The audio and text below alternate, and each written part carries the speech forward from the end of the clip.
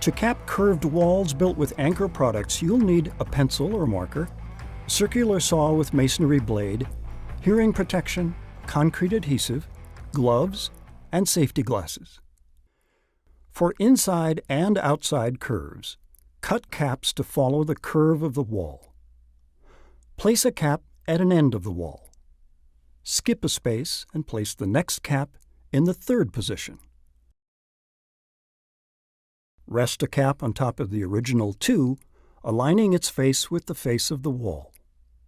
Mark the bottom of the cap along the edges.